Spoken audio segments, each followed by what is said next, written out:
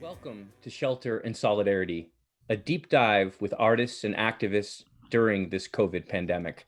Now, 6 months into this Shelter and Solidarity project, we welcome you, all of our listeners and viewers, here as we are in our bi-monthly, twice-a-month format with a very, very special show for you today, featuring one returning speaker to Shelter and Solidarity and one very special new guest.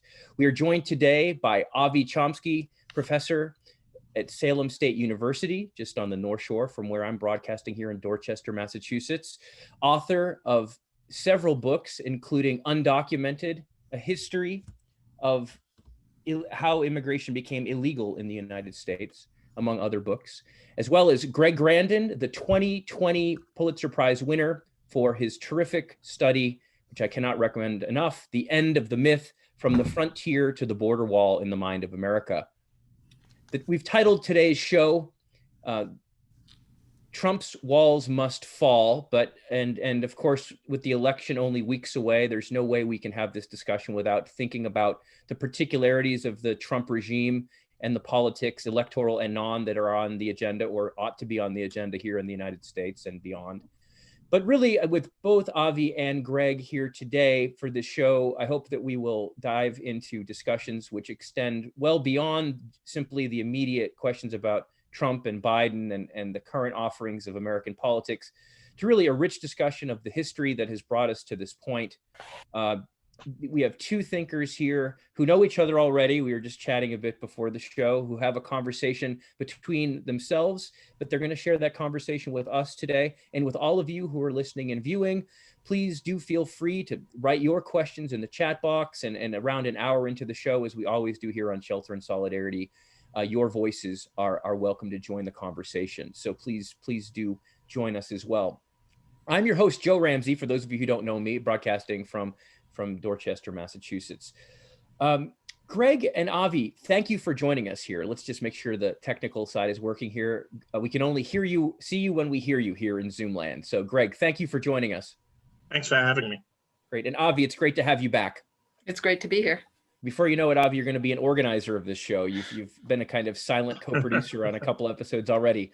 So I wanted to start today by just asking you both a kind of broad question that just allows you to kind of position yourselves and your work in relationship to 2020 in the USA. Maybe we could start with Greg and then bring in Avi, as Greg, the new voice here on our show. And, Greg, how, from your perspective as a historian and coming out fresh out of the work in this really amazing book, The End of the Myth, how does the year 2020 appear to you? How does the current political discourse in the United States appear to you?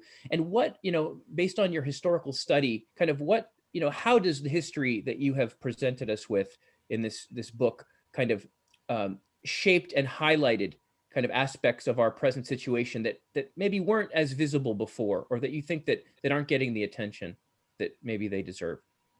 Yeah, well, I mean, 2020 seems a whirlwind. I mean, who could keep up? So many things happen at such a fast breakneck pace. It's hard to keep a kind of pulse on what's going on. And there's so many different fronts of outrage. There's the outrage that's going on within the Trump administration, obviously, and everything that Trump represents, and then of course there's everything that will linger on after Trump is defeated, and that will still be there. That is no source of outrage. And there's the discourse surrounding how to think about Trump, and which seems at times almost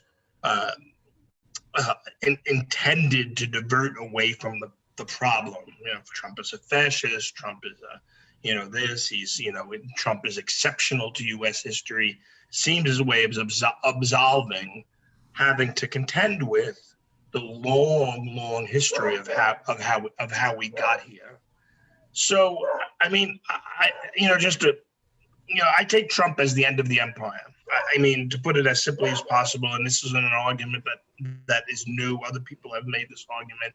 But what made the United States powerful and exceptional and able to hold up its brand of liberal centrism as a universal model for the rest of the world to follow was constant expansion, the right of constant, ceaseless expansion, not just across the land and frontier, but economically and military, but then also to transform expansion into a kind of messianic goal, or at least a way of organizing domestic politics.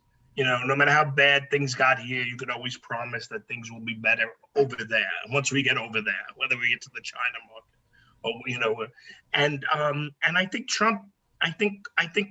Trump is a symptom, a manifestation of what happens when that is no longer the case. When, to put simply, the economic collapse of the neoliberal growth model, the collapse of the neoconservative military model, which is not that we're not fighting wars, but those wars are no longer be held up as wars for humanity. And of course, the thing that stands over it all, climate change. The limits are real and insurmountable. We live in a qualitatively different world, and Trumpism is what we get when the United States can no longer use constant expansion, either to organize domestic politics, to project its contradictions outward, to roll over the trauma from the last war into the next war. And is what happens when, the phrase "the war comes home" has been used often, but he is what happens when the war can no longer be exported. And that's basically my argument of the book that you mentioned, the end of the myth. Absolutely right. Which I believe I hope I mentioned is the 2020 Pulitzer Prize winner for fiction for nonfiction rather. Even though it we wish explain. It's some of it is dark enough. I don't draw a strong distinction between those two. You do cite. I do believe you. What happened? You went silent there for a second. Yeah, you do cite Cormac McCarthy, I believe, at one point, right? I do think there is a Blood Meridian. Blood Meridian. No, the bloody dystopia of some of these accounts in these chapters really, I think, could be, many people might assume they're fiction if they weren't familiar with your work already.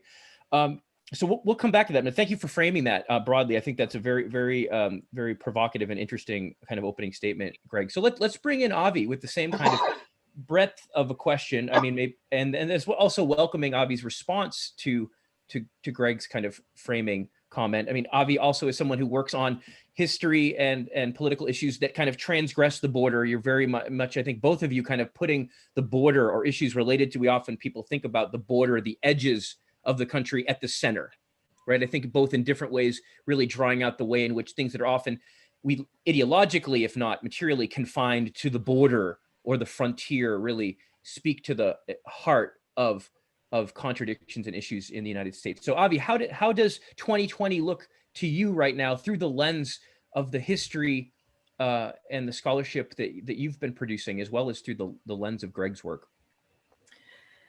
So I just finished a sabbatical during which I wrote a new book, which is on the history of Central America, which is almost pretty much where I started my historical career way back all those years ago in graduate school. Both my political and my academic career, I guess. And the title of my new book, which is coming out in April, which I've spent a good part of the last year working on, is Central America's Forgotten History, Revolution, Violence, and the Roots of Migration. And returning to, I mean, there's been so much written on Central America, Central American history. So there was a whole new literature for me to get familiar with, much of it by Greg. But you know, one of the things that really struck me writing about the 1980s, especially, although my book also goes back further in history, obviously, but just thinking about today, writing about the 1980s is one, shortly after Trump was elected, and when everybody started talking about like Trump is something just so different from anything we've ever had before. And I was kind of asking myself, is Trump really that different from Reagan, from Nixon? Like, we've had some really off the wall presidents before. And then I wrote an article that got pretty widely circulated that asked if Trump was an aberration by comparing his immigration policy to Obama's immigration policy. And of course, Obama had much more like pretty soft and nice language about immigrants, but in terms of Obama's actual policies, and Obama wasn't the inventor of these policies either, as Greg talks about in the book, and I talk about in my book, Undocumented. These white settler colonial ideology goes way back in US history. It is US history in a way. And I always like to begin my talks on US history by throwing out the concept of settler colonialism and asking how many people in the audience have heard of this concept, and nobody's heard of it. And it's like, well, you've all studied American history and you've never heard of settler colonialism. It's like the elephant in the room. You just walk or study around it without studying it. But one thing that also was just really tragic about going back to the 1980s was thinking about how much hope we all had then for the revolutions that were happening in Central America. The Nicaraguan Revolution and the Salvadoran Revolution, the Guatemalan Revolution, and how little hope we seem to have now. So yeah, I mean, I don't have to list all the terrible things that have happened in 2020 and are continuing to happen. And but I do think it's really useful to look back at both the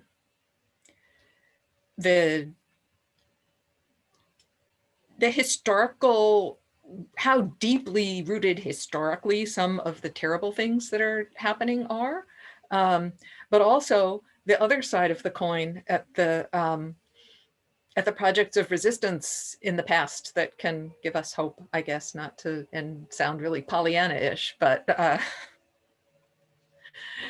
yeah, okay, I'll leave it there. Yeah. No, I'm you know, hoping, Avi, that you would, I knew that you would keep speaking after posing that question of where is the hope today. You know, something we definitely do want to address, you know, where are the, you know, what is the, you know, objective and subjective, I guess, basis for hope in this moment, which is dark in many ways.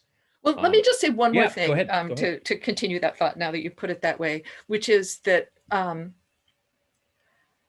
I think that unless we can honestly face the past, we don't have a basis to start constructing the future that we want. And that's why I feel like the message of Greg's book is so important for hope, even though it's not necessarily a very hopeful message. But the hope in it is that as long as we're deluding ourselves by thinking about how great we are, it's virtually impossible to start to think about the changes that we need to make. Yeah, well said. And I mean, directing that back to you, Greg, you know, I mean, I didn't intend to kind of jump into the end of your book, you know, before, you know, I do want us to kind of work back through some of the the story you tell, but I think it's useful. I mean, and Avi, and both of your comments have directed me this way. Do you, I mean, how do you see, you know, the end of the myth, as you talk about the end of this myth, this ideological belief, and perhaps more than just ideological kind of structure of policies that was based on the premise of perpetual expansion, right? What you understood in various terms. How does this crisis of this end of the myth kind of change the outlook for politics within the United States as you see it? Because I did see a hopeful thread in your book, in your conclusion, even though part of the story is the rise of Trump and the border wall as a kind of icon. Yeah. So how do you see the end of the myth as kind of setting up, restaging American politics? And to just to start off with the question about what is unique about Trump is I agree absolutely with Avi that I mean there's an historical reference, I mean there's nothing about Trump himself and his policies that are unique. I mean, in terms of deregulation, in terms of anti-migration, and in terms of Obama deporting more asylum seekers than Trump did, or certainly a large number of them. But even in terms of his lunacy. Yeah, his lunacy. I know, but it's really like, yeah, sure, there was Nixon, and there's been lots of it. But I think what Trump does is that just to focus on the deportation and the contrast with Obama is that I think what's unique about Trump is that he turns it into a spectacle, where Obama quietly deported and he inherited a deportation regime that was basically built by Clinton. I mean, it had, as Avi knows, as a lot of people know, it has deep roots in the militarization of the border that goes back at least until the 1840s, with qualitative leaps at different moments. But certainly in the early 1990s, with the passage of NAFTA and the militarization of the border that happened under Clinton, the border becomes a new site of politics that has a profound effect on the Democratic Party and the Republican Party in all sorts of ways. And in many ways, there was a bipartisan consensus of securing the border, finding some way to kind of deal with the people here, one-off amnesty or whatever. But certainly a bipartisan consensus with militarizing the border. Obama kind of inherited the climax of that in terms of the waves of children migrants that showed up in 2014 and into different years. And Obama quietly responded like predecessors did by, processing some and sending most back. What's different about Trump is that he turns it into policy. It turns it into spectacle. It becomes part of the culture wars. It becomes part of a process in which cruelty becomes an emblem of freedom. Like the more cruel you are, the more free you are. And I think this has deep roots in the United States. Not to get all this deep in the woods or in the weeds, but the United States beholds to a concept of freedom as freedom from restraint. There's other ways of thinking about freedom. There's freedom, there's social freedom, there's freedoms that could entail social rights, building community, have thick moral relations between people. But the United States has, for a long time, kind of held up and celebrated a notion of freedom as freedom from restraint. It turns out that freedom from restraint requires quite a degree of restraint. It requires an enormous carceral system, and an enormous penitentiary system, and it requires an enormous army, and its cultural expressions. It always has manifested itself in cultural expressions going back, since the rise of mass culture. But what we see under Trump is cruelty becoming part of that freedom as freedom of restraint. Who's going to tell me I can't burn diesel fuel in my truck? Who's going to tell me I can't torture people? Who's going to tell me I can't shoot people? There's a way in which Trump represents the real degradation of, in which all of the high sounding parts of American exceptionalism, which, we could talk about, and we could talk about how much was real and how much wasn't real and how much was a deception. But where Trump really represents the end of that. So So deportation, the wall, constantly talking about sexual violence on the border, and there were expressions of it in other ways, pulling out of the Paris, not caring about climate change, obviously his deep commitment to militarizing civil society and urban politics. But Trump certainly started out by using the wall as a symbol of the failure of the old multilateral liberal order. The old liberal order, was based on the delusion that all boats could rise, that there was formal equality between nations, that there was there's procedural liberalism, that if we all played by the rules of the game, everybody would have a seat at the table. Obviously that was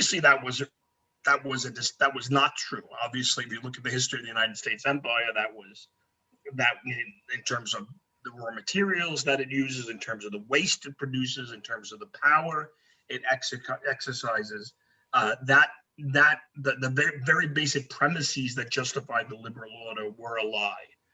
And Trump came along and said it's a lie. And there's no better symbol of that than the border wall, and turning the cruelty towards children, towards families, injecting children with drugs, the hysterectomies, all of the violence. It's never ending. It's a never ending parade of horrors that you hear at the border. That all becomes part of the pageantry of a new kind of ideology, new kind of realism. But I just want to end by saying one quick thing. It's tempting to believe that Trump represents, and his defenders say, kind of Trumpism represents a more realistic and honest way of looking at the world. I mean, look at the failure of the liberal order. The order, not all boats could be lifted. We have reached the end of the frontier. There are limits, and Trump's but there's a temptation to think of Trump as a more realistic, as a more honest way of looking at the world. But the fact is that it's just as enchanted and mystical. He's saying all we have to do is build a wall, and we can continue doing what we're doing, which is as fantastical as the old liberal order was, but in a different way.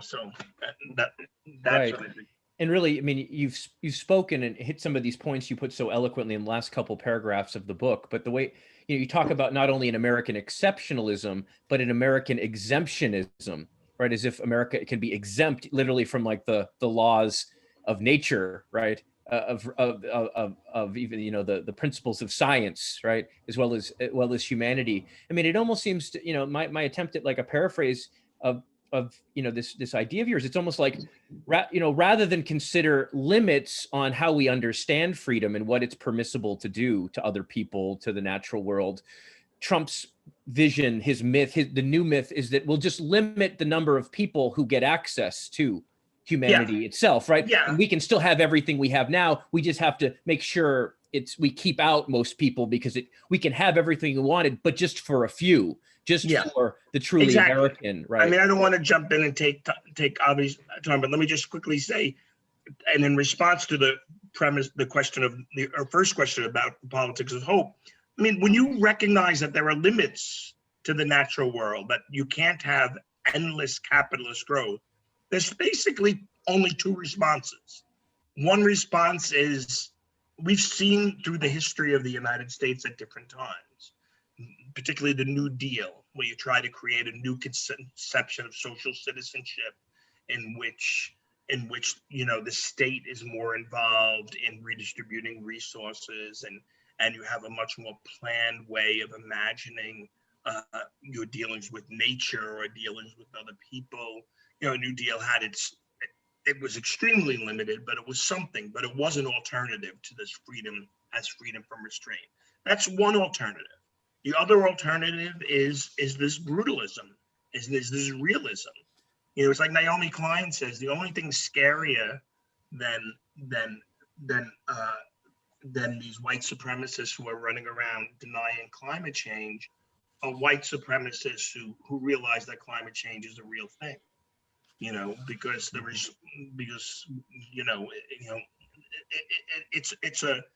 it's an old argument that has long been tied to the right, that there is no frontier, and the frontier is closed, and we have to build a world organized around lines of domination in which white Anglo-Saxon powers are able to extract the majority of resources and enjoy the benefits of wealth. The alternative to that is some form of social democracy that imagines more, that sees limits and says that, okay, let's turn and face each other instead of constantly fleeing forward and avoiding our problems. Yeah, I mean, you close your book with the line, "Coming generations will face a stark choice, a choice long deferred by the emotive power of frontier universalism, but set forth in vivid relief by recent events, the choice between barbarism and socialism, or at least social democracy." Right. Yeah. So kind of return. Right. And I mean, in your Nation article of 2016, I think you used the term also the great evasion, right? That the border ideology or frontier ideology or frontier policies kind of created this possibility of evading class contradictions, racial conflicts, right, internal to the United States, constantly putting them off. They'll be resolved someday, right? Yeah. Someday.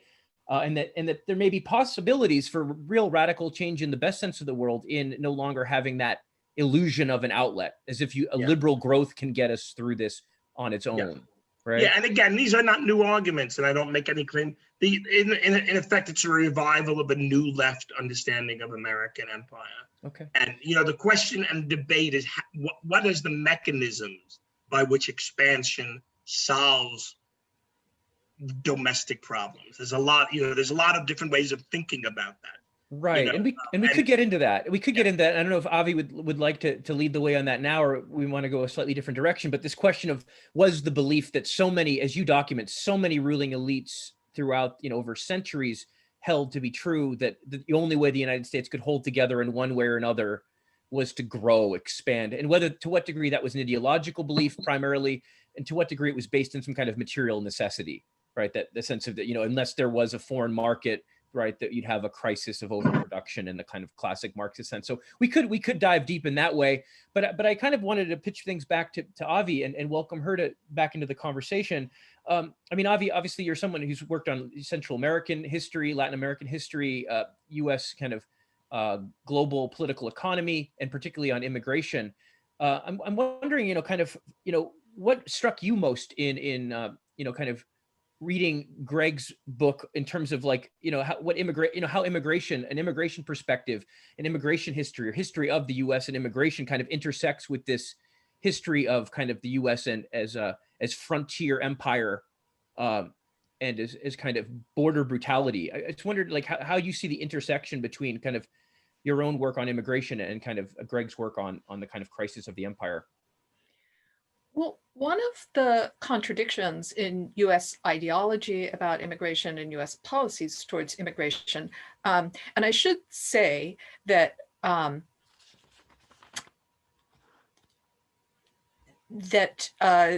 United States was founded as a settler colonial country, as a country of by and for white people. It's right there in the Declaration of Independence. It's there in the first naturalization laws passed by the new country, the citizenship laws, that it's a country of by and for white people. So when we hear people like President Obama and other liberal spokespeople saying, we're a country of immigrants, we're a country that has always welcomed immigrants. There's something deeply dishonest about that, because we're a country that has always welcomed white immigrants. And here I tie into Greg's book, that is, we're a settler colonial country. We're a country that welcomed white immigrants in a settler colonial project to possess a native population and enslave a population of Africans. White immigrants meant white people because only white people could be citizens of the country for the first 100 years. So when we say we're a country that has always welcomed immigrants, we should not, first of all, it's a country that has always welcomed white immigrants, and that should not be a point of pride. That is, the fact that we've always welcomed immigrants is a demonstration of the racism that founded the country and that has characterized it forever. So, when did we stop welcoming immigrants? When did we start turning against immigrants? Is when the laws started to change, especially after the Civil War and citizenship by birth was created. And also after the Civil War, naturalization was extended to people of African nativity and African descent with a revision of the naturalization law in 1870. And in 1868, the 14th Amendment creates citizenship by birth. So clearly what Congress had in mind in changing these laws was the population of the new population, large population, free Black population in the country. Who were they? What could they be? Well, we have to extend citizenship to them. That's like the Reconstruction idea, but that still did not mean welcoming immigrants from non-white immigrants from elsewhere in the world, because it's immediately after citizenship by birth is created that exclusions, racially based exclusions, start to be passed, like the Chinese Exclusion Act. So these racially based exclusions are based precisely on this naturalization law of 1870, which expands citizenship, naturalization rights to people of African nativity and African descent. Now, this is something that means practically nothing because there is nobody from Africa trying to migrate to the United States at the time. So it's a law that goes there on paper, but it doesn't apply to any actual immigrants from Africa because there are none in the aftermath of centuries of enslavement, kidnapping, forced transport, etc. But there are immigrants from other places, other non-white immigrants coming from places like China. So the naturalization law is used to say, well, they're not white, they're not of African descent, therefore they are racially ineligible to citizenship. So everybody who is not white or of African nativity or African descent is racially ineligible to citizenship and is thus prohibited from entering the country, because if they were allowed to enter, they could have children who would be citizens by birth, and that would be a logical impossibility because they're racially ineligible to citizenship. So so we have not always welcomed immigrants and suddenly we started not welcoming immigrants. Immigrants from Mexico and Central America, who are obviously the ones that the wall is aimed at, were also always treated differently and specially under US immigration law, not because they were considered immigrants and invited to be citizens. And I should say that really until the 1980s, we're talking primarily about immigrants from Mexico. That is, large-scale migration from Central America didn't start until the 1980s. But immigrants from Mexico were also not considered, not invited to be, not welcomed as real immigrants. They were welcomed as temporary migrant workers, especially after the doors to Asia were closed. And immigrants from Asia were no longer allowed to come to the United States. Mexican workers were absolutely essential to the economic development of the Southwest and West of the United States, the mines, the agriculture, the railroads. Mexican labor was absolutely essential. Mexicans were not welcomed as immigrants, but there were exception after exception after exception built into the law to allow temporary seasonal workers, generally under strict control of their bosses, to come work and go home without staying long enough to take advantage of citizenship by birth. So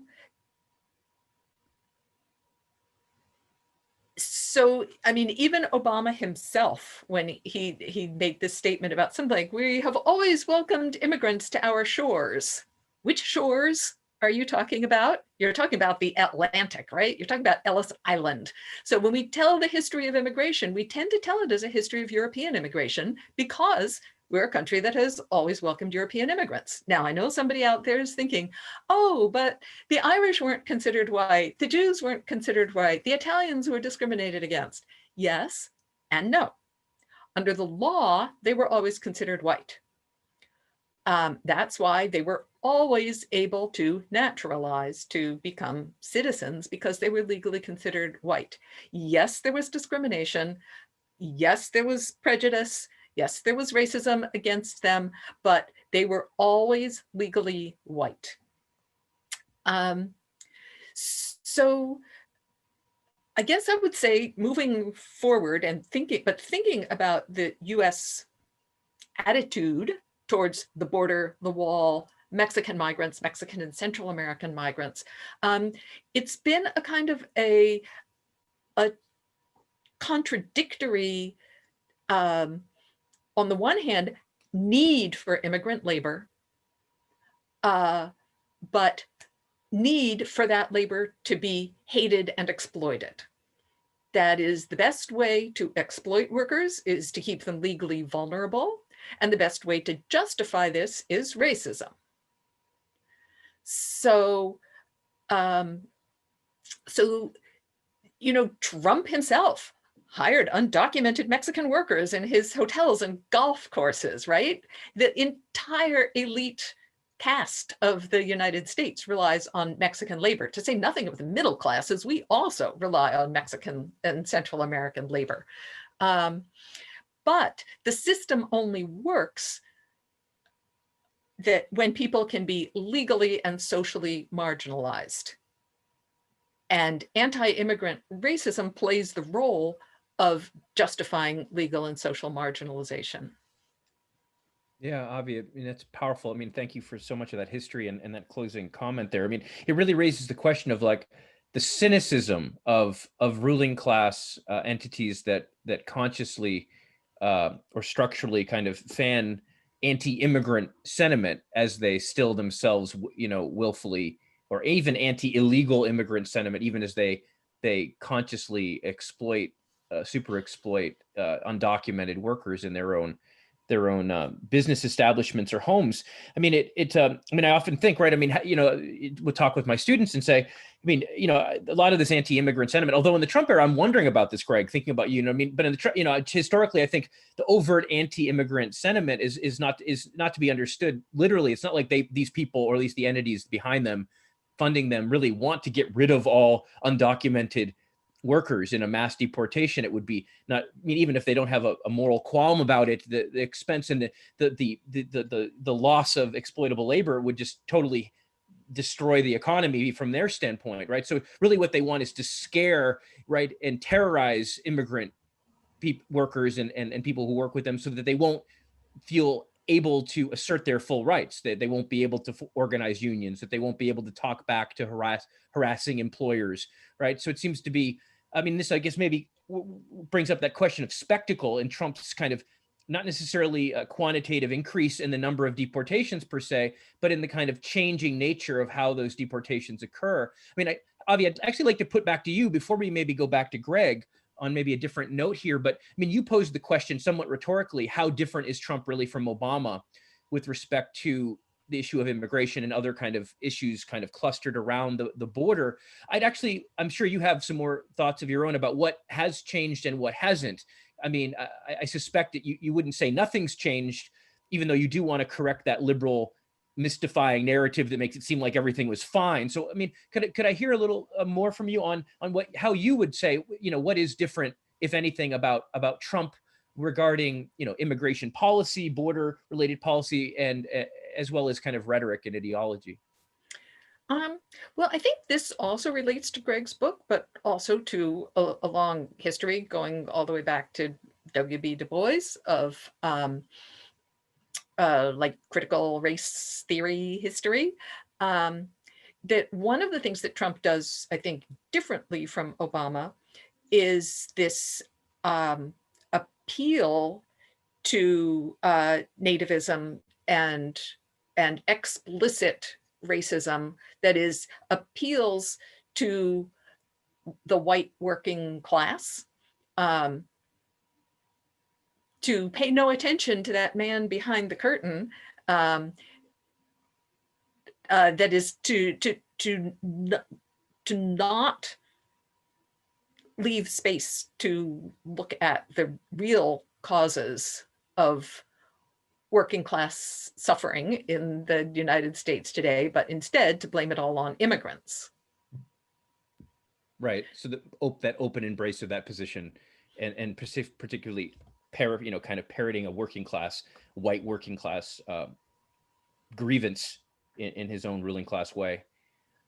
Greg, I'd like to go back to you and, really see if we could dig into a little bit of history here. I mean, one of the things I really valued about reading your book, I mean, it seemed like a book that was very much written in light of the present, but it wasn't just kind of instrumentalizing, kind of cherry-picked episodes from the past to kind of say, see, here's Trumpism 100 years ago, already.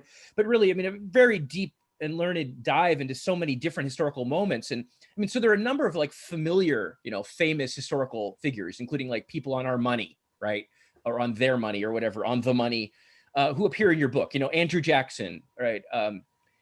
Teddy Roosevelt comes in, several times within the book, as well as some lesser known figures. And I wondered if you might share with us, for our viewers and listeners, kind of, a couple, maybe a story or anecdote. I mean, there were some just shocking episodes, right? I mean, as much as I know, Teddy Roosevelt or Andrew Jackson are associated with racism, slave owning, open embrace of imperialism, there was some juicy, bloody, kind of, but also very insightful kind of stories that you tell about some of these kind of so-called well-known figures. I wondered if you might zoom in on one of the familiar figures and then maybe on a figure that's not so familiar. I mean, I had never heard of Harlan Carter before, for instance, who seemed like a really interesting figure to draw in the story you tell there. Not that you have to go with Harlan Carter, but I mean, maybe you do now that I've said it, but I would love to hear maybe, if you could share with us like a story or an angle on a kind of familiar American figure who's maybe in our discourse today in some prominent ways, and then maybe someone who's kind of missing that you think might be beneficial to kind of restore. I mean, you mentioned Andrew Jackson, and Trump is often compared to Andrew Jackson, and there's been plenty of op-eds written about how the Tea Party is and the Trump supporters like, their favorite president is Andrew Jackson. And he is a good kind of avatar of the current moment. He is a symbol of this notion of freedom as freedom from restraint. I believe he's the seventh president elected, maybe the eighth, comes after John Quincy Adams. He represents the next generation, right? So the first generation of presidents, they imagined America across the continent, and filled with Anglo-Saxon stock, but they didn't have the means to make it happen. I mean, Mexico was first Spain, then Mexico was in the way. Native Americans, freed and unfree African Americans. Andrew Jackson and the Jacksonians that followed him really unleashed that raw power of American dynamic market capitalism to push forward. And it wasn't Jackson who took Mexico, but he certainly set off the propulsion that led to the taking of Mexico and the reaching of Pacific. So there's a great story and Jackson is very much a symbol, represents that kind of freedom as freedom from restraint. Who are you to tell me what to do? So there's a great story of these, he's also the only president that we know to have personally transported slaves. I mean, we know a lot of presidents were slave owners, but Jackson was actually a slave trader, and he personally moved slaves from one market to another. And he was on an indigenous trail, a Natchez Trace, that connected Nashville down to New Orleans, down to the Gulf of Mexico, and it passed through indigenous territory. And he had a group of enslaved Africans with them. And this was around 1811, so the federal government was trying to establish its authority. Federal government was by no means, an activist government working on behalf of the victims of settler colonialism, but it was trying to establish federal power over the various territories and relations of the nation. And especially, and so the Indian agent that Jackson ran into had the nerve to ask Jackson if he had proof that he owned those slaves, because this was 1811. The Constitution had just banned the slave trade. There was a lot of contraband in from the Gulf of Mexico. The federal government was trying to crack down on that contraband. Jackson flew into a rage. I'll show you my passports. And he's, one story has him pulling out his guns, and another person has him pulling out the Constitution. This is the only paper I need. And the agent let him pass. And Jackson spent the next year getting that agent basically blacklisted from the federal government. And he was so incensed that he was asked to see his paper. So, and in one of the letters that he wrote, is this freedom or is this slavery? It's almost like a dream. So he was hallucinating the idea that that somehow being asked for papers to prove that you are the owners of slaves is akin to actual slavery, suffering slavery itself. And I think that this is a bellicosity that is very recognizable down the ages. Who's going to tell us to wear a mask? It's slavery. Who's going to tell us that we have to, that we can't ranch our, that we can't graze our cattle here? There's a certain, this is what I mean by freedom from restraint. So that's one story. Another, you're asking for a story from somebody who's a little bit more obscure. Another argument in the books is how a lot of the brutal racism that characterizes settler colonialism was marginalized in the United States, both ideologically through the myth of the frontier.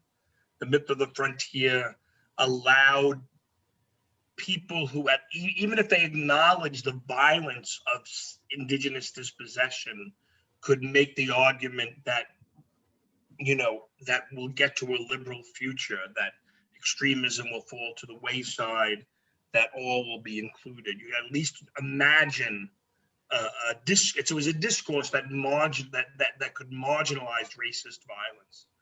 And one of the arguments of the books is that the border is a place that actually physically marginalized a lot of the violence. I mean, there was, so much race violence continued throughout the history of the United States on what was the border. Holland Carter was the son of a Border Patrol agent, I think in the town of Laredo. And a lot of those early Border Patrol agents were members of the KKK. The Border Patrol was basically a concession to white supremacists who lost the debate over immigration law in the 1920s, where that famous immigration law in the 1920s, which put high quotas on non-white countries in terms of immigration, basically cut immigration off from Asia to zero and gave high preference to Protestant Northern European countries. The Border Patrol was basically a concession but the people that were exempt from that quota system were Mexicans, because ranchers wanted their labor. So Mexicans could still come into the United States. The creation of the Border Patrol was a concession to white supremacists who lost the national debate about Mexican quotas on Mexican migrants. And racists, and a lot of KKKs, members of state, the Texas Rangers, which operated functionally as a death squad in Texas, and local police department. I don't know who Holland Carter's father was, but he was a member of the Border Patrol during this early period. And I think in the 1930s, Holland Carter's mother got into a little fight with a bunch of teenagers, Mexican teenagers. I think they were Mexican American. I think they were citizens, and he killed one of them, and shot him dead, in cold blood. There was no gun, there was no weapon to justify. There was no assault to justify it. Holland Carter goes on to be a Border Patrol himself. He goes on to be the director of the Border Patrol and the head of Operation Wetback, which was really an upscaling of Border Patrol operations in the 1950s to deport hundreds of thousands, if not millions, of undocumented workers. And then he goes on, after he retires from the after he retires in the Border Patrol, he goes on to hold high office in the National Rifle Association. And he was involved in 1977. There was a coup within the National Rifle Association between moderates, whatever they were in 1977, and a hard right, that wanted to take that wanted to align the NRA with other groups within the growing constellation of the new right. And Harlan Carter helped orchestrate that coup and went on to lead the NRA into its more extreme position. So there's two historical anecdotes. No, thank you. I mean, I don't mean to ask you to just re-narrate your whole book here, let you just cover, 2 chapters or something, but I think both of those anecdotes, those stories, really capture really important points. I mean, the last one really suggests the way in which something that, again, an event that might seem marginal, right? I mean, to American history, right? Kind of violence on the border, right? Might seem like, oh, that doesn't have much to do with the heart of America, ends up kind of producing an individual or, that then becomes a formative influence in this kind of prominent right-wing group that's now, right, the NRA at the center of so many, debates. It's a good example of what I call a nationalization of border brutalism. Right. Then how border brutalism becomes nationalized. It becomes central in national politics. The nationalization of border brutalism. I think that's a great, really sharp phrase to so many of them in this text. And then the other one with the Andrew Jackson. I mean, you really, and this is a theme throughout your book, which I think culminates in the conclusion you've already kind of spoken to a bit with Trump, but it's this notion of freedom as freedom from restraint. And as you were speaking, the other place in your book that really stands out is regarding kind of the history of the kind of Southern white supremacist post-Civil War kind of response to Reconstruction, right? And I mean, we still hear this in the United States today under the rubric of states' rights, right? And everything that follows so much. So I wonder, I mean, I don't know if you would say a few words about that now, but I mean, it seems like that's another, I mean, it seems like a couple different ways in which this notion of a kind of freedom as defined as freedom from restraint. It was really like these obviously have deep roots in political thought and political theory, right? And social compact theory that go back to Locke and other people. But it was really the Jacksonian period where it becomes a cult, the cult of the minimal state. And it was meant to both forestall abolitionism, and states' rights, it was basically meant to maintain a strong individual states to defend slavery. But also there was this vision that they had very clearly that emancipation would require the construction of what we today would call a social state. It would have to deal with the problems of society. And one Southern polemicist after another defender of slavery understood this very clearly, that if we want to make that emancipation will bring about greater taxation, greater intervention in all realms of social life. And it was under the Jacksonian period that evolved this myth of the minimal state that went back, it was invented, there's certainly talk of this during the founding period, but it's reinvented and ideologized during the Jacksonian period of the 1830s, 1840s, 1850s, a little time of the Civil War. The Civil War and Reconstruction is a direct assault on that. You have Reconstruction has run out of an occupying military government that is involved in education, in trying cases, in labor relations, in healthcare. It was the nightmare of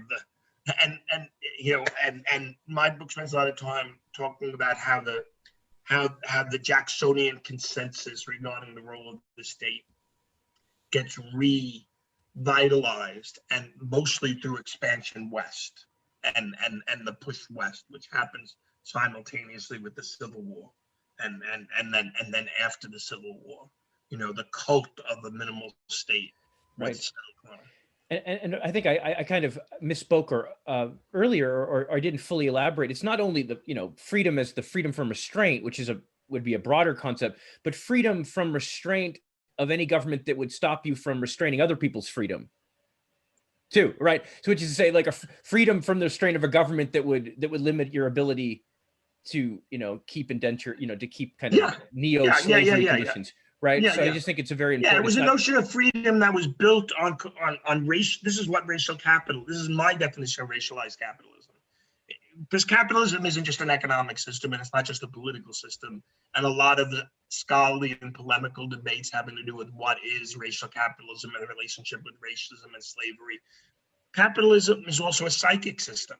And the idea of freedom, never before had so many white men won such a degree of freedom, putting down people of color, and then measuring their freedom in relationship to the distance between the servitude of the people of color and their freedom. And that was all based on racialized regimes of labor, going back from slavery to the Bracero program, to NAFTA, to the service economy today. Right, and that's why the United States can't escape, thinking in racialized terms, because its very understanding of itself is profoundly embedded in structures of racism that it can't deal with, that it can't confront and acknowledge. It raises the question of what concept of freedom would be adequate to kind of transcending this kind of deadlock. Of course, I think of Marx's classic quote, right, or about a notion of society to bring about a society where the free development of each would be a condition of the free development of all. Right, very different. A notion of freedom is based in a kind of interdependency, right, and a mutual kind of relation rather than a kind of exclusion and oppression of others. Avi, I don't know if you want to speak to this question of freedom, but I was spurred to want to go back to you back when Greg was talking about the historical relationship between open white supremacists, including KKK and the earliest manifestations of kind of border patrol. And I was wondering if of course, ICE, the current manifestation of kind of border control, right, has been in the news and in consciousness a lot. I wonder, is that still true today? That even at the subjective level of ideology, that there is a overrepresentation of kind of people who openly subscribe to a white supremacist outlook or a KKK-esque kind of affiliation within this state apparatus around the border, or is that not the way that you would understand it? Perhaps we've had a nationalization, as Greg has pointed out, of that brutalization, so it doesn't have to take the form of hood-wearing KKK members. But I wonder, how do you see I would love to hear your thoughts on how you see kind of the current border apparatus, the state agencies of ICE and so forth, in relationship to this longer history. What is kind of new, or what kind of qualitative changes have we seen with the policies of those agencies, not just under Trump, but just in this kind of perhaps it's post 9/11 kind of moment, and what does that mean for those who want to stand in solidarity with immigrants and those members of that community? So as to many questions, I would say yes and no. And I really recommend a book. Maybe someone can help me look up the author, because I can't do it while I'm talking, but I think the title is When the Line Becomes a River, and the author is Francisco, I can't remember his last name. Cantu? Yes, thank you. You didn't even have to look it up, you knew it.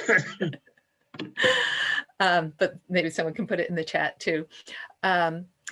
So that is definitely a part of the culture of the Border Patrol, that kind of KKK over right-wing racism. But a good portion of the actual agents in the Border Patrol are Latino. And Francisco Cantu writes his memoir of why he joined the Border Patrol And I actually think he's kind of unusual in why he joined, because he joined because he wanted to change it from within. He joined out of sympathy for immigrants and feeling like, as you know, as the son of an undocumented immigrant, feeling like the Border Patrol needs good cops who have the interests of immigrants in mind. But he also talks about the socialization and the culture of the Border Patrol and the how no matter, so I would say that probably most of the Latino youth who train to and go into the Border Patrol don't necessarily do it with that attitude, but simply do it because it's a path to a job. And, you know, in the state university where I teach, one of the largest majors is criminal justice. And the reason is not because all my students are racist and want to go around killing Black people. The reason is because it's a path to a job. Yeah. A job that seems like it's in a growing field that's going to be secure. And it's no more and no less than a path to a job. But what happens is that you're socialized into the culture of the institution once you're in the institution. And he describes that process and how difficult it was for him to kind of be socialized into it while also trying to critique it, and in the end, leaving the Border Patrol and writing this book. But yeah, that's. Would you like to complete that thought, Avi? Or, I mean, that's I think it's very useful intervention. But anything else that you'd like to add? So, I mean, I guess what I'm trying to say is that it's less about the individual, the motivations of the individuals who join, even though there are individuals who may join because they love the KKK and they want to kill immigrants. But it's less about that and more about the culture of the institution.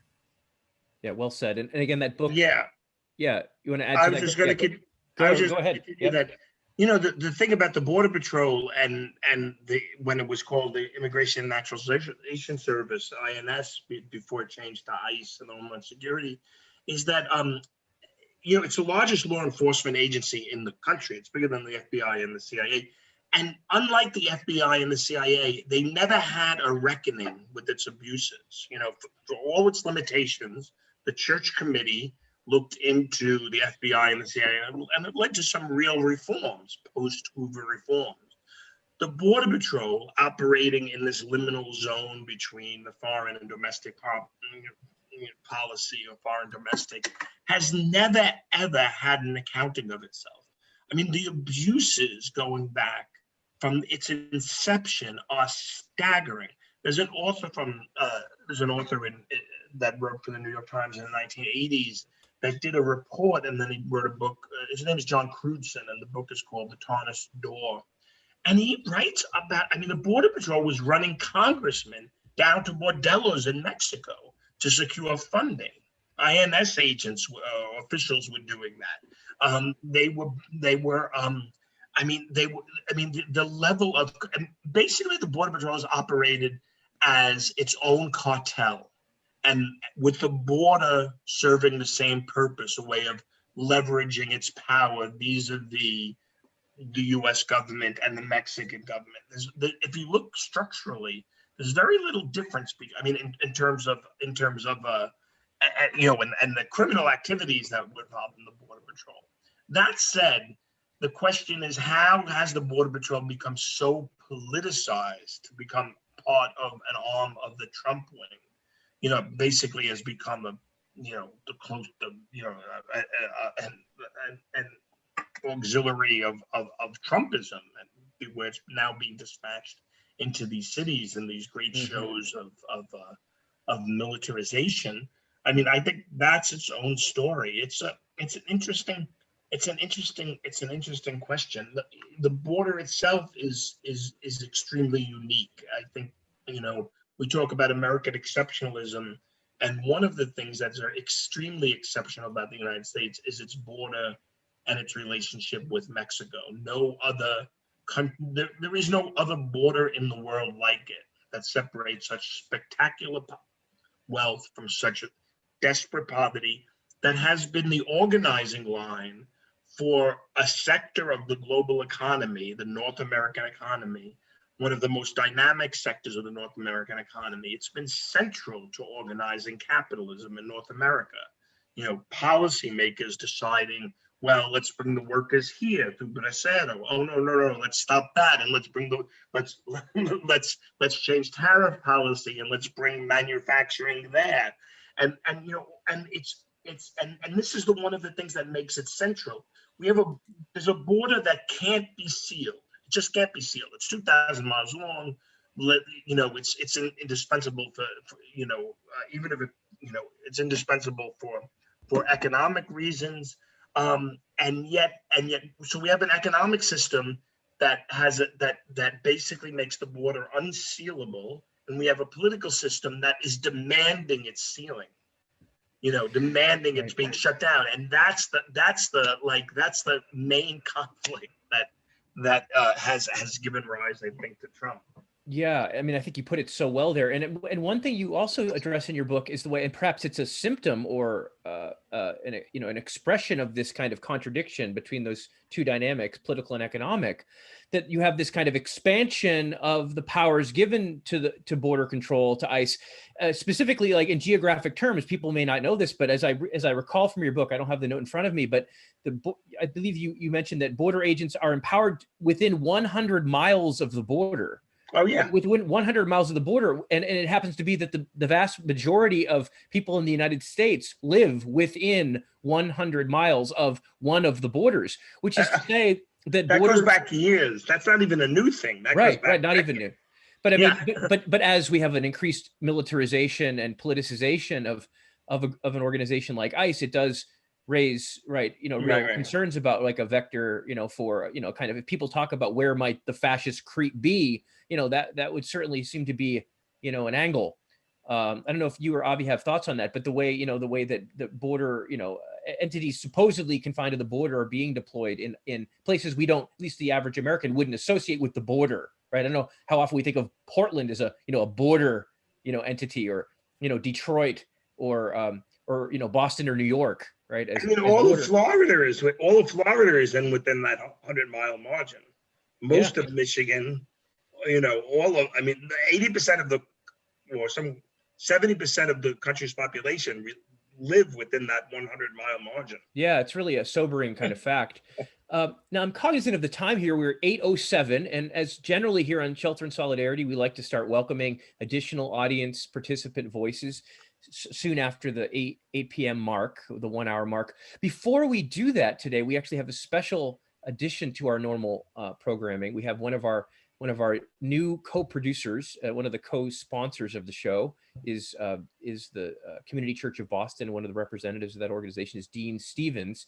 Dean Stevens, among other things, is a musician and has a song for us on the theme of the show today that I'm going to ask him to describe and introduce. And then he's going to play for us. And as we listen and kind of expand our minds in that music, I encourage people to enter your interest in asking a question in the chat box. I already have Mark and Seren on in the queue, but I'd love to introduce some other voices after we come back from this song. Dean Stevens, take it away. Thank you, Joe. Hi, everybody. It's Dean. I'm called the interim administrator of Community Church, but mostly what I do is wash bottles and try to keep the place afloat and develop a program. We're very proud that this newsletter came out with a bunch of wonderful Sunday morning programs, and I encourage folks to check out our newsletter. It's on our website or our Facebook page. Some upcoming speakers this Sunday: Stephen Kinzer, November 1st, Jill Stein, Mark Solomon, one of our favorite speakers on issues of politics, will be speaking right after the election. We have Norm Stockwell, the editor of the Progressive Magazine, and Dr. Howard Ehrman, talking about public health during a pandemic. And on the subject of hope, Joe, we have Reverend June Cooper. Her talk is about where is hope. In December, we have two wonderful programs. Chris Hedges is going to join us. And on December 13th, we give our annual Sacco and Vanzetti Award to Daniel Ellsberg. And peppered among these events are wonderful musicians. This Sunday, I'm very happy to welcome a performer who, whenever he's touring in this area, we drop everything and host him. His name is Roy Zimmerman. You might have heard his amazing satire on A Weem Away that's called We Vote Him Away, that has gotten about a gazillion, 10 million hits and counting on YouTube. He's going to be with us this Sunday with Steve Kinzer. We also have upcoming Magpie, Alastair Mook, Emma's Revolution, Reggie Harris, David Rovics. I don't know if you know any of those names, but anyway, that's to the question of Joe's question of where is hope. This is a little bit on Sunday morning at 11 a.m. Terrific, Dean. So join us. And our producer, Linda, did put that in the chat box for folks. You can find it at www.communitychurchofboston.org, and you can find their newsletter there and follow up on Dean's good advice. Dean, you have some music for us? All this talk about the wall and the border made me want to sing this song for you.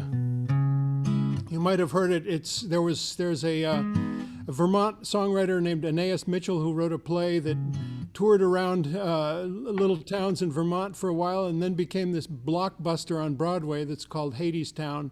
And this is one of the songs from it.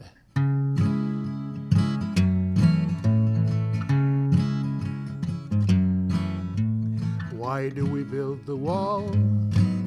My children, my children.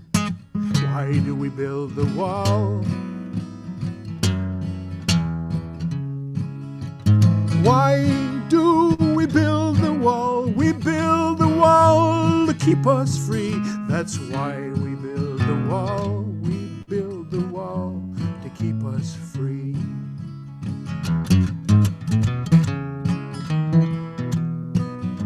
How does the wall keep us free? My children, my children. How does the wall keep us free? How does the wall keep us free? The wall keeps out the enemy, and we build the wall to keep us free. That's why we build the wall. We build the wall to keep us free.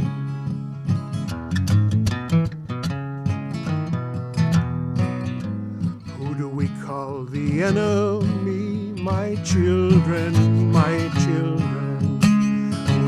Call the enemy. Who do we call the enemy? The enemy is poverty. And we build the wall to keep us free, and the wall keeps out the enemy. That's why we build the wall. We build the wall to keep us free.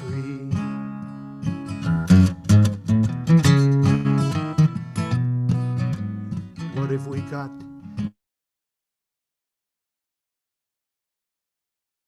My children, because they want what we have got. Because we have and they have not, because they want what we have got. And the enemy is poverty, and the wall keeps out the enemy. We build the wall to keep us free. That's why we build the wall. We build the wall to keep us free.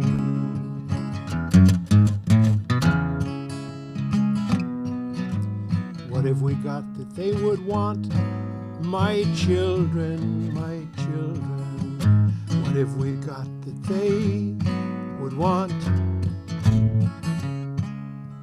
What have we got that they would want? We got a wall to work upon. We've got work and they have none. My children, my children. And the work is never done. My children, my children. And the war is never won. My children, my children. The enemy is poverty, and the wall keeps out the enemy, and we build the wall to keep us free. That's why we build the wall, we build the wall to keep us free. That's why we build the wall, we build the wall to keep us free. We build the wall to keep us free. We build the wall.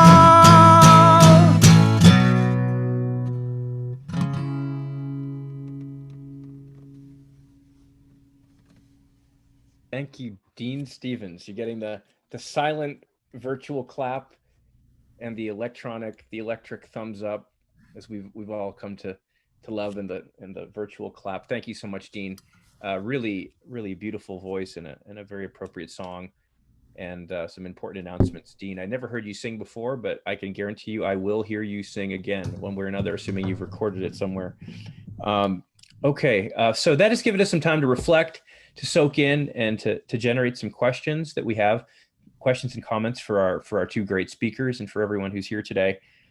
I'd like to call on our first group. Generally, I like to take the questions in small batches to give the chance to have a number of different voices, and then hopefully we can do a couple rounds of this. And so first, I'd like to call on Mark Soderstrom, one of the co-producers of the show, and after that, Sren Mudliar, another co-producer who is coming at some things from a different angle. Of course, Greg's written on other books as well. So Greg, just as a heads up, we might be asking some questions to you that deal with your Central American research as well. And after that, we'll have Dave Burt. So Mark. Well, thank you so much. It's been wonderful to listen to you so far this evening, and I look forward to the conversation going on. This is primarily motivated by Greg's book, but I think Avi can also respond to the issues. One of the things as I was reading through your book, Greg, that I sort of struggled with is that at times you seem to be wanting to draw in a comparison between sort of Turner's optimistic, inclusive frontier and Trump's pessimistic, exclusive wall. And at other times you sort of step away from that to one degree. And I'm kind of wondering how you would respond to some of the critics and historians who would deny any positive aspect to Turner's frontier. People like David W. Noble, who is going to write that the two-world metaphor that Turner is living in between a corrupt European complexity and a natural American simplicity even fails Turner, right? Even Turner can't pull off that division. He never actually turns the thesis into a monograph, right? That gives any kind of promise. He fails to do it. But even more so, I'm thinking of Reginald Horseman's work on Race and Manifest Destiny, who engages the racial ideologies of the frontier in people like Josiah Nott and Strong and Roosevelt. And that book, I mean, it stops one step short of suggesting that the American ideology of the frontier is parallel or synonymous with Germans' attitudes towards Lebensraum, right? There's a perhaps allegorical story that at a conference, Horseman was actually asked, when you wrote your book, did you suggest that America was fascist? And Horseman is said to have responded, of course I think American ideology is fascist, but if I used the word, Harvard wouldn't have published the book, right? Yeah. So, I mean, where do you engage between this dialectic of frontier versus wall and yet those who really are going to say that the wall and the frontier are the same? And I should let it go to Surian or however you want to Should I answer that question? Or that's a pretty meaty one. Why don't we do that, and then and then we'll come back to the next two. I'll just be very quick. Obviously there's been lots of critiques of the Turner thesis, particularly by the New Left. There was a kind of, I would say this. I would identify an early generation of New Left historians who understood the frontier as a good way to think with. For them, it was a way of talking about capitalism, and capitalism as expansion in an American vernacular. I mean, I think Turner himself was taking continental philosophical categories and ideas and translating them into a new language of the pioneer and whatnot. But I think what he was talking about the inherent nature of capitalism to expand and all the politics that go with it. I think all of the, obviously, I think all the post-New Left critiques of Turner that looked for or sources of political culture that wasn't reducible to the frontier expansion are interesting and good. But I also think that the Turner's argument operates on two levels. One, it's a scholarly article, it's a sociological argument that makes an argument, and on the other hand, it's an ideology, and it creates an ideology. And I was using it more as understanding it as an ideology. I talked about the optimism and the grandeur and the power of a U.S. expansion because it's fairly undeniable that the U.S. empire was it has been the greatest empire and most wealthiest and powerful empire in world history, and it was creative in all sorts of ways. But throughout the whole thing, I ran through that underneath, with expansion came bloody dispossession and race violence and terror. And that was what had to be denied and marginalized. And Turner's myth or ideology gave even people who acknowledge the violence a way to imagine it being increasingly pushed to the fringe as the United States moved out into the world. I mean, basically, we're just talking about German romanticism here. And of course, it's Nazism and fascism. I mean, Kissinger, it was a subject of another book, Kissinger's romantic subjectivism, was basically a kind of German philosophy that was very influential in fascist thought. And there's a lot of literature that ties around the U.S. experience with the Nazi experience, Lebensraum and Turner and explicit laws of racial segregation that were adopted by the Nazis, and the policy of removal being understood as justifying, and also the things like the Monroe Doctrine as well. Beyond that, also. Yeah, lots we could dig into there, and perhaps we will cycle back. I think there's certainly a whole historiographical conversation that we could get into there as well. But before we do that, let's go to Seren with a question that may take us in a slight swerve, but hopefully one that enriches the conversation, and then Dave Burt. Actually, Joe, I have two questions, one from Facebook, but both questions are relatively less meaty than our question from Mark. My question, one of the things is that I learned from Empire's workshop was the way in which there are things that cross the border. So the expansion of the evangelicals into Central and Latin America in general sort of had a blowback in the sense of helping reconstruct the right wing in the United States and providing it with a mass base, and a very sharp internationalism of an evangelical nature. And at the same time, it has fostered also immigration from Latin America. And surely there are tensions there in that a lot of Latin American immigrants who are also evangelicals now butt up against these exclusionary policies. What are we to make of this? And how does this help us undermine the simple polarity between the inside and the outside, between this side of the wall and that side of the wall? The second question, in some ways is related. How are we to understand the intensification of federal persecution of undocumented immigrants in tandem with the expansion of the highly exploitative H-2A visa program? That question came from Anthony Zanino on Facebook. Well, maybe Avi would like to answer that question, about that second question. Should I answer it first? Sure. Yeah, I mean, it's probably pretty quick. I think they are absolutely two sides of the same coin. That is, this is not the first time, if you look back to like mass deportations during the Bracero program. The two the two justify each other and work together to construct Mexicans as unwanted, illegal, exploitable, and good only for seasonal migrant labor.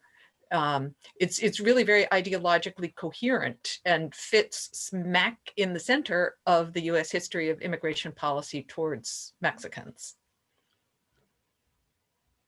So, okay, go ahead. Thank you. Back to Greg for the other part of that. Was a surprisingly, not surprisingly, meaty question from Saran. Yeah, despite saying it wasn't. Well, first of all, let me say that I have a revised edition of Empire's Workshop coming out in early in 2021 that tries to make it detach it a little bit from the politics of 9/11 and the Iraq War, because I feel like there was a lot to argue. There were a lot of arguments in that book, but it got dated fast as students started asking who George W. Bush was. and what's the Bush Doctrine? So I tried to rewrite it in a way that made it a little bit more useful as a textbook, as a kind of overview.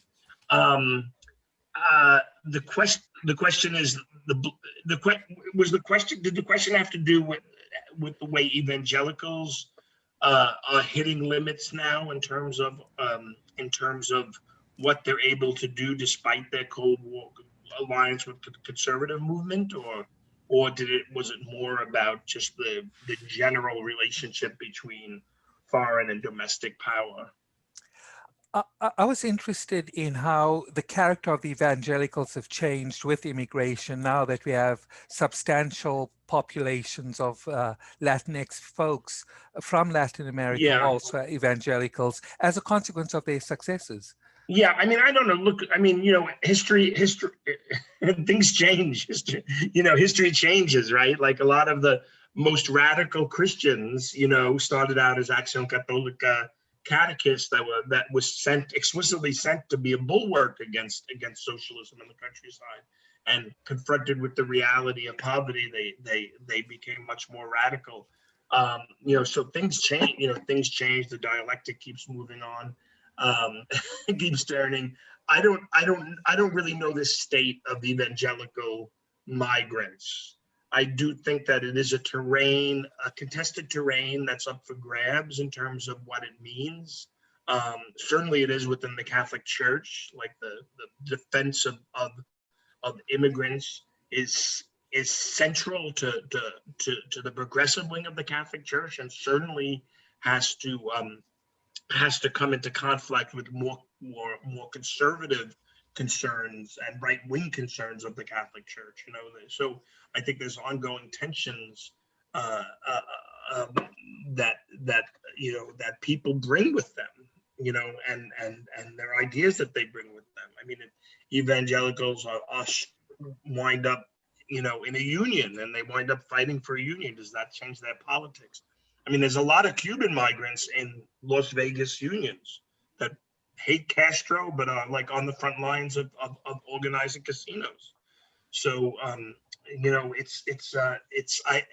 all of this is the way is I don't know this. I don't know the specific. I don't have any specific answers because I'm not that close on the ground. But that would be the more overview speculative answer. Okay, thanks. Saran, do you want to respond to that? You put out a lot there. You want to kind of follow up? Not really. I mean, I'm very interested in this topic, especially as we consider places like Florida and even Nevada in terms of this current election. And so I was interested in how the super disciplined evangelicals who've adopted methods from the left are able to exercise at least voting discipline over their populations. Yeah, but to what degree does just a basic decency and humanity mitigate the ideology of an alliance with the right? And I don't know. I think it's up for grabs. I mean, we all know the history of 20th century history in which different ethnic groups became incorporated into the Republican Party, but you can only privatize the New Deal once. I mean, I don't know what mechanisms the Republican Party would have to grab a large slice of the Latino vote. I mean, other than the obvious politics of Venezuela and Cuba and Honduras and religion, as you say, but religion is a site of profound contradictions, and I think that can go either way. I mean, I think look at the Mormon Church. I think the Mormon Church is I think that you have, on the one hand, you have Mormons writing some of those harsh laws in Arizona that led to a lot of this stuff. On the other hand, you have Mormons being very concerned with the punitive nature of immigration policy, because so much of the flock are from these countries. So. Yeah, and I think, I mean, you frequently engage with the question or the notion of the expansion as a safety valve, right, coming out throughout this book. But you also, at a couple places, I forget the alternative metaphor used, but you do say sometimes the expansion could actually, of course, increase the very things that supposedly the expansion was supposed to resolve, right? I forget, use another alternative mechanical metaphor. I can't remember which it is. I think you only use it a couple times, but yeah. I don't know. Well, and it only works as long as you can keep it going, right? So the trauma and racism generated by war on the frontier in the Philippines or in Nicaragua or in or in Haiti, can then it, as long as it can be rolled over into the next war, can be so yes, war creates even more extremism. Right. But as long as it's not a coincidence the war is coming home now, right? Right, and in some sense, the wall will never be tall enough in this sense. And the wall will never be tall enough till it becomes a bubble. Let's go to Dave Bird. I believe Dave B has a question that brings us again back to the present in a really acute way. Dave, thanks for being on the show again here, and I know you have a question for our guests before we move towards wrapping up. Yeah, I mean, I was thinking about a couple things that Avi and Greg said earlier. The one was I had a very punchy question in the text in terms of action now with the situation now. Like you guys have provided a lot of historical perspective, like extraordinarily fine historical perspective, and things that happened over the course of many years, but in terms of where the border zone, the border patrol issue. I was thinking of Homage to Catalonia a little bit in terms of like the plague of initials, and just trying to understand the different that he's in that moment in the book where he says that, trying to understand the different security agencies, because like in the United States, like a lot of people that come into discussion spaces like this, they tend to be leftists or professors or other folks at the same but also with a lot of experience related to prisons and security and that kind of stuff. But also there's a whole population in this country that are prison guards or police or other people, and these agencies are not only do they have that 100-mile class, but they're also feuding in ways now as the security state partially collapses that often even like shows like this don't talk about the details of that. And I'm thinking about that in terms of like, what is a good, I'm not trying to say like, go on record in terms of, how to deal with this agency, but what is a good action plan, especially on the US Mexican border, which there've been like thousands of progressive people sheltering people there, open conflict at the border, assassinations, like way higher the last 3 years than when I was, I'm in my mid 40s, when I was, when I was in my 20s, even with the Central American wars of the 80s and 90s.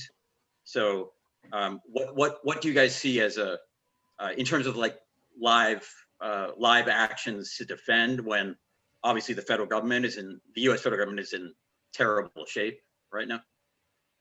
Yeah, thank you, David. Kind of teasing out two aspects, right? Contradictions within this apparatus, and then resistance that's ongoing and solidarity actions. we always like to be able to point people towards things that are being done, can be done, efforts that people can support on this show. We're interested in trying to change the world, not only understand it. So yeah, Greg and Avi, where would you point us in response to Dave's question? Shall I go first? Sure. Please. So I don't think there's one single set of actions or path. We need a spectrum, a multiplicity of actions that are going to deal with the short term and the long term. And, you know, each of us is coming from a different place and has different skills and talents and interests. And one of the things I always tell my students is that the most effective form of political action is going to be one that you're going to stick with over the course of your lifetime. This is not something that with one demonstration or one action we're going to change. We need people, los que luchan toda la vida, ellos son los imprescindibles. Claro que sí, así es la vida, ¿no? Y la pobreza es real, sí. Sí. So it's a lifelong struggle. And, you know, I don't really think I'm going to see the solutions in my lifetime. I don't know if my children are going to see the solutions in their lifetime, or if they're even going to see the collapse in their lifetime. But that doesn't mean we don't have to keep struggling. So what do we have to do? We have to get Trump out of office. I think we have to vote for Joe Biden. And then we have to continue with the struggles that we're engaged in now, because they're not really going to change after if we get Trump out of office. So, you know, you mentioned a couple of particular kinds of actions on the border, civil disobedience in support of undocumented people, handing out water in the desert, providing medical care. Those are really important actions, but those aren't the only actions. We need actions at the political level, national level, as well as local actions. And even changing US immigration law is not going to solve the problem, because global economic inequality is the problem. So we have to think about US foreign policy and US economic policy and climate change. I mean, there's so many things that go into making this immigration problem. It's not going to be solved with one single policy change. So, you know, there really is no answer to your question. The answer is everything. That's my answer. Thank you, Avi. Yeah, I don't have really much to add. There's obviously a lot of organizing going on at the border. There's transnational organizing among indigenous peoples to try to stop the wall. There's these pictures of heroic people trying to stop the destruction of these beautiful natural landmarks. There's the Samaritans. There's no more deaths. There's a lot of organizing going on the ground. I think that the trick would be to connect it to a bigger picture, and the danger is that if Biden is elected, that we just go back to the status quo. And I think that the Border Patrol has revealed itself to be not just an abusive agency in terms of physical abuse and in terms of shootings and in terms of racism, that it's become highly ideologized, infiltrated almost by whatever you want to call them, white supremacists, nationalists, and I think that the terms have to shift in terms of how we talk about police violence and sheriff violence and border patrol violence. That you know, there really is these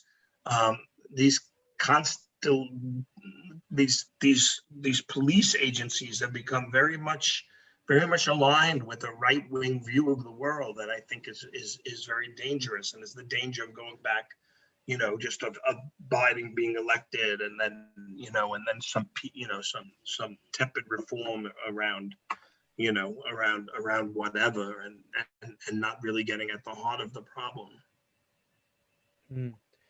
Yeah, so much there, and so much that we could continue to dive into. I want to just point out to our audience participants, this is a kind of a last call for questions. I understand that one of our speakers needs to go shortly, but we have Avi's blessing to continue the conversation for a few moments without her. But thank you so much, Avi, for being here. If you do need to drop off in the next few seconds, it's been great having you back, and we hope to do it again soon. Thanks a lot. Thank you, Avi Chomsky. Thank you. And check out her new Thanks, book Avi. and her old books. Nice seeing you. Good to Great. see you. Yeah. So much on the table here. I wanted to ask you, Greg. I mean, obviously, there's a limit to any slogan and any kind of banner term, but do you support the call or in the framing of abolition in discussing ICE? Do you think that that's a useful framework or a mass demand that that has substance enough, legs enough, or that gets at something real, as opposed to suggesting more humane border policy or something? Do you think that this call to abolish ICE, which has been put up in recent years more prominently? I mean, I think I do, because but I think it also, and it's easy to say this, but hard to actually do. It has to be presented within its historical term. How unthinkable it would have been to have an organization like ICE operating even as far as most recently as the 80s.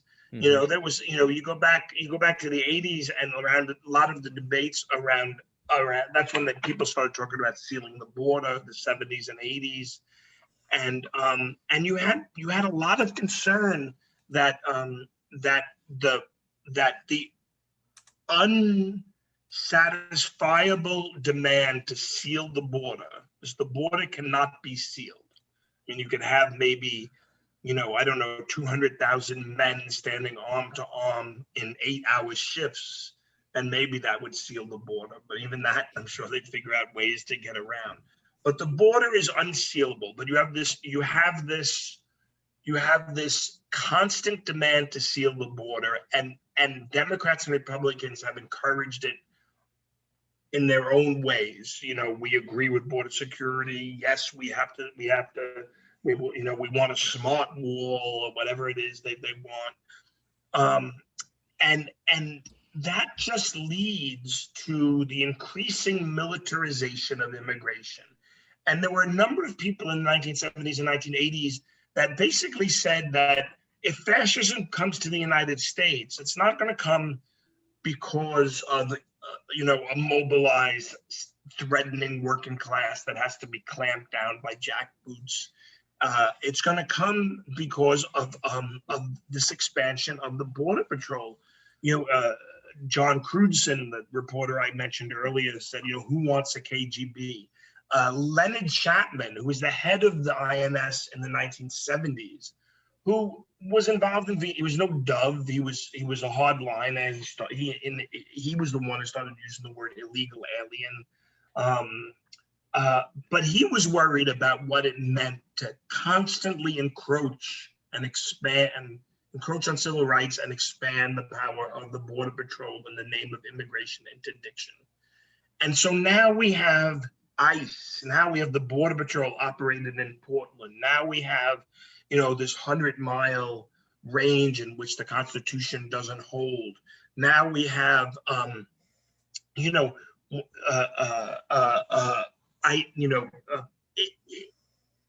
1980s, it was considered radical to suggest that the INS had the power to enter the workplace and start harassing workers at their workplace. I mean, that was understood as fascistic. And here we are 50 years later, and that's the norm. We have the Border Patrol everywhere. We have ICE everywhere, setting aside all of the abuses, the setting up the different traps. Using COVID as an excuse to deport people. If somebody were to go back and look at what was considered the norm in 1985, say, and look at what is happening today, they'd be shocked at how much power an organization like ICE has. So yes, I think ICE has to be abolished, and a more honest discussion about the role of immigrant labor in an economy that depends on them has to be had. I mean, look, capital is free. I mean, NAFTA freed capital and it freed commodities to go back and forth across border at will. But there was no provision for labor, not even a provision for a guest labor program. You know, and that was the point. The point was to turn Mexico into a nation of captive laborers. And you know, what is it, 20-something years after NAFTA, and now we've got this new thing. The wage labor ranking of Mexico was one of the lowest in the world. You know, NAFTA didn't lift wages in Mexico. All it did was provide a captive labor force for U.S. capital, and so the phrase "abolish ICE" has a lot of history behind it that has to be unpacked in order for people to defend it in a way that makes sense. Absolutely, the need to historicize the term in order to really take it apart and understand why it needs to be taken apart. And I think it is shocking, as you say, you know, to look back even just to what to me just doesn't seem like that long ago. I was a child in the 80s, and think, right, how radically the center of American politics can shift over such a period. Really, I think, very important reminder that, you know, however people are approaching this election and wanting to focus on Trump and getting out Trump and Trumpism, you can't put it all on Trump. This kind of fascistic creep in American society has much deeper roots and a longer history, often a bipartisan varnish, but it really does point to deeper contradictions, economic and political, that I think the work of scholar activists like, you know, Greg and Avi is so important to grasping in you know, historically in theory, so we can put it into practice. I'm not seeing any questions in the queue. Dean, I know you wanted to speak to the evangelical question. I was thinking we might pick that up another time, unless you want to speak briefly to it right now. We did have that in the queue. Dean, would you like to make a brief comment on the evangelical question Sure, that came up earlier? Thank you. Really quick. Myself being a son of evangelical missionaries in Costa Rica and a frequent traveler to El Salvador and Costa Rica, just thought I'd comment that it's a very complicated mix of things. I mean, there's this huge wash of evangelical mega church-like stuff going on that's all about fancy audio visuals and all about thousands of people in the audience, and it's also associated with right-wing politics in all of the countries, and it's very powerful.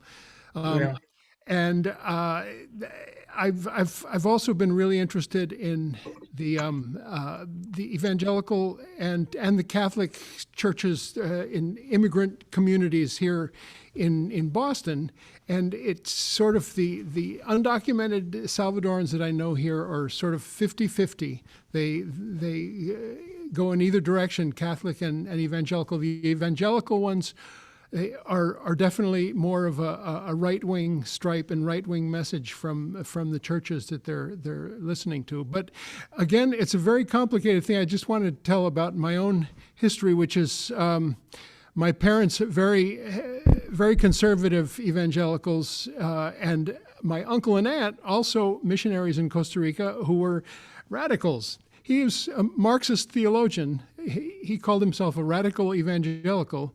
They moved to Nicaragua in 1983 to be part of the Sandinista revolution, and that's within this evangelical thing that has this is painted with a very right-wing brush. That I just wanted to just stick that crack in there, that there are some important exceptions to that. Oh, absolutely. Yeah, absolutely. Without doubt. Thank you for that, Dean. So I think we are moving to conclusion here. Dean, I think next show we'll have to have you do two songs, one in the middle and one at the end here, but I'm not putting you on the spot right now. But I appreciate this, adding the artistic side to our deep dive here. Thanks to Greg Grandin for being here. Thank you, Greg. Thank you, Avi Chomsky, as well. Greg, really, you've offered us so much today, and you've offered us even more in this book, which I can't recommend enough. It is not only insightful in ways that Greg has touched on today, but it is very, very well written. I believe that if you pick it up, you won't be able to put it down, which is not a book, something you can say about so many books that are written and that are so timely on issues of politics and history. So thank you, Greg, for being here. Thanks so much, Joe. Lovely And, conversation. Thank you. Absolutely. Joe, can I poke in one more little thing? All right, very brief. Keep it brief, Dean. You're right. You talked about where's the hope, and I just am bubbling over with something that happened today. We have 10 members behind bars at Community Church. We got word this morning that Tommy Rosa, one of them, was released. He had maintained his innocence for 30 years in jail, and he was part of the Innocence Project attorney. He's free, and here's the kicker.